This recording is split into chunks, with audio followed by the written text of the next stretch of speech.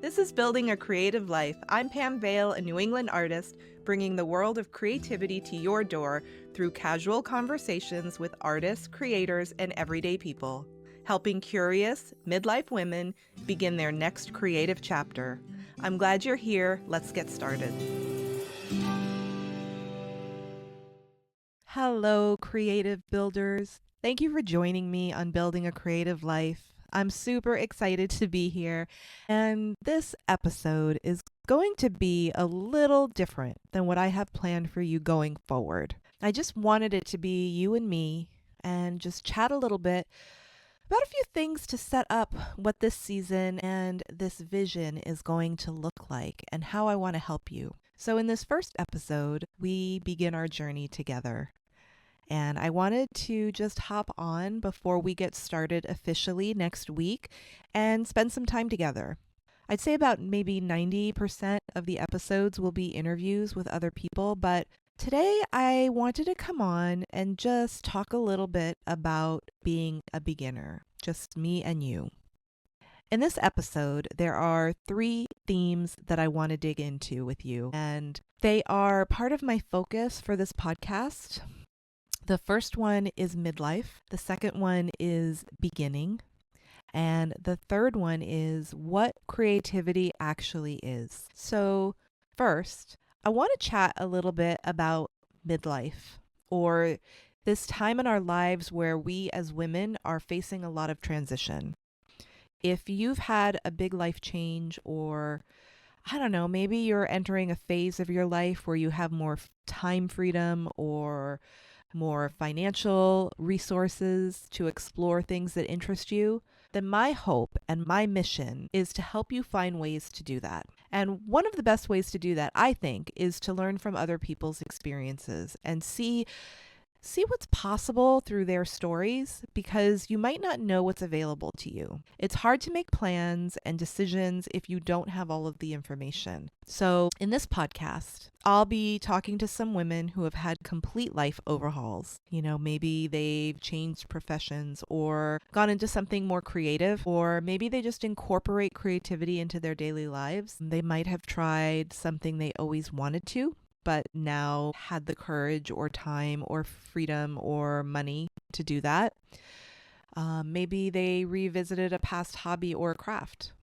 No 2 stories are alike. And as women, and I'm speaking in generalities here, we spend a lot of our lives taking care of others. And while that's wonderful and fulfilling, and sharing our gifts is a great outlet, there's more. And sometimes we might feel like we don't deserve to take time for ourselves. It might seem selfish or even frivolous. But at this stage of life, this is where you stop thinking that way and you start pursuing possibility with more curiosity and less apology. And so that's really like where I come in. I want to show you the possibilities, because there are people doing everything and anything you could possibly think of. And sometimes it's hard to know what's out there or where to find it. There's a lot of noise, especially on the internet, and sifting through all of that to find what's right for you can be daunting and overwhelming. So I'm here to help you with that. And I'm always just an email or a message away. If you have questions or thoughts or suggestions, please reach out to me.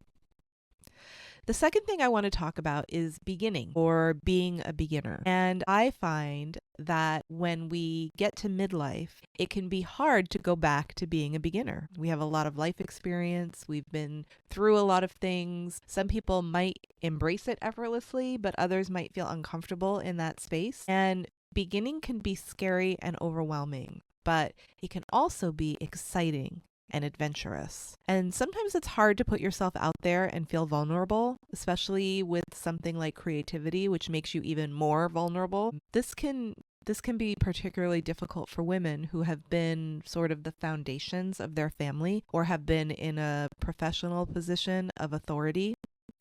And maybe, I don't know, maybe you run your own business or you've led a company. But stepping back and acknowledging that you don't know something or you don't have all the answers can feel unpleasant at first. And oftentimes I've seen this hesitation lead to procrastination, or at worst, not moving forward at all. And In creativity, in creative self-expression, in art and craft, there is no right or wrong. We set those limiting beliefs on ourselves and others, and sometimes without any valid reason. So being open to being new or awkward or messing up or not knowing something can open the door to so many possibilities. And we just don't know where it can lead. So that's the emotional and mental aspect of beginning. But there's also the practical side of literally not knowing where to start or what your options are. The explosion of creative outlets, especially during COVID, has made the creative landscape wide and vast and multifaceted, multi-layered. With the internet and access to creatives all over the world, where do you go and who do you trust? And how do you decipher all of the content and information out there? And if you've never really dabbled in creative self-expression before, that abundance can feel paralyzing. Through my conversations with a wide variety of people, I hope to show you different paths to maybe spark something in you or make you think of something you hadn't thought of before, or possibly see yourself in someone else's story, even just a little bit.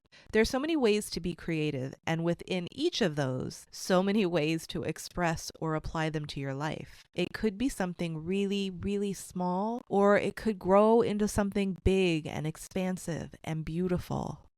Lastly, I want to talk briefly about what creativity is, because creativity can show up in so many forms. You could find a solitary activity or something that involves other people, like taking classes or joining a club. There are groups for literally everything.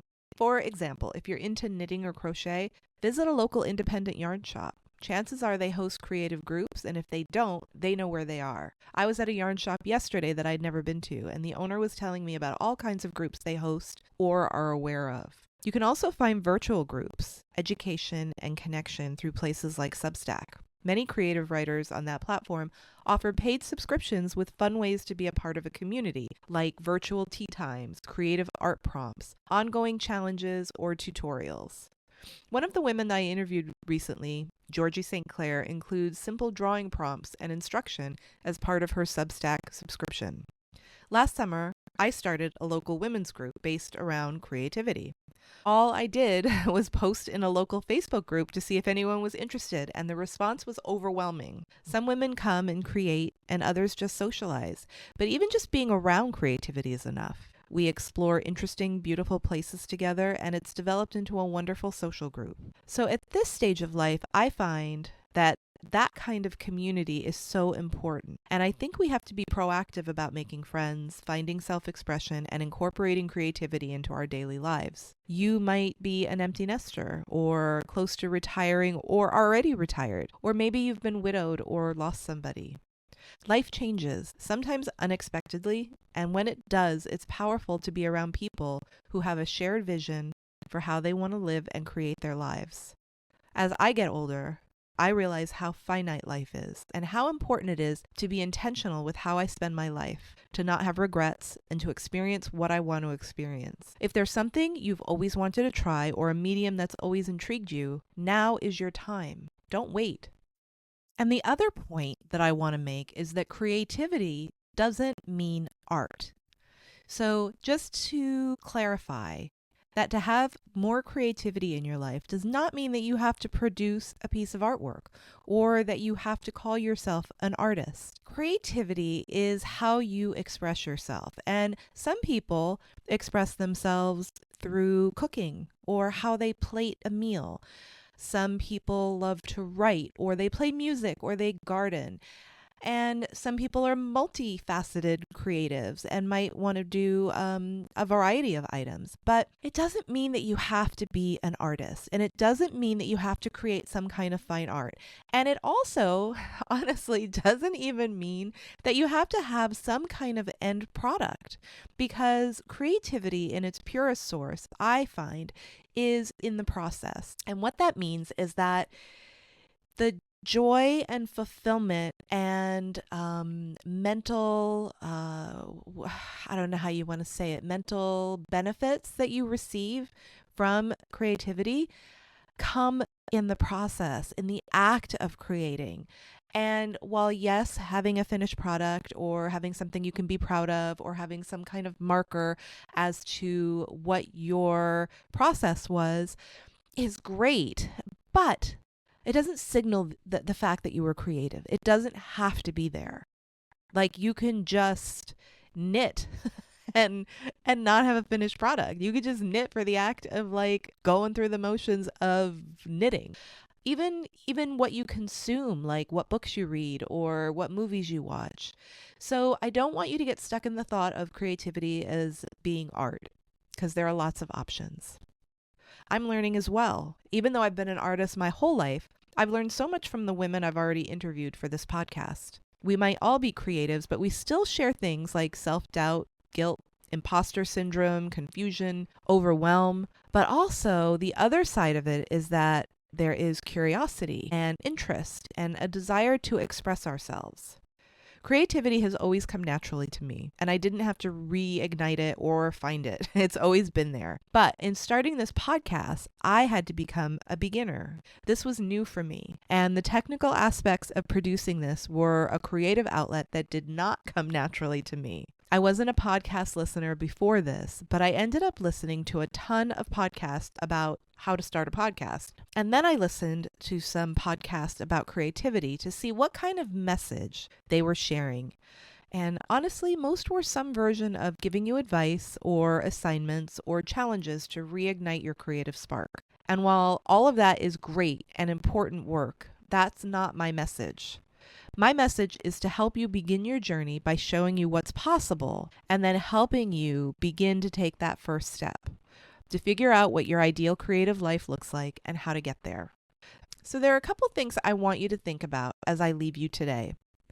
Number one, what do you want your life to look like? And number two, and maybe more easily defined, what do you not want in your life? That might be even more insightful. So as we close this inaugural episode together, I'm grateful to have this vehicle to share with you. I'm so excited to go on this journey, and I'm thankful for the support and encouragement I've already received from all of you. I really feel like people want more, that they're ready, that they're looking for some kind of community or for purpose and for personal expression. And I am so happy to be a part of that. So join me in building the life of your dreams, even if you don't know what that looks like right now. Because I'll tell you what, most people don't. And you won't know until you start experimenting and exploring. So as you go about your day today, find some beauty and joy in your surroundings and share that with others. Maybe take a picture and post it, or tell someone about something beautiful that you saw, or maybe journal about it. I look forward to kicking things off with you next week with my first guest, who is so insightful and lovely, and I hope you enjoy hearing her story. See you next week. Thank you so much for spending time with me today. If you enjoyed this episode, subscribe for free and share it with a friend. It helps others find the show and grows our community. Remember, creativity is yours to define, there are no rules, and it's never too late. Until next time.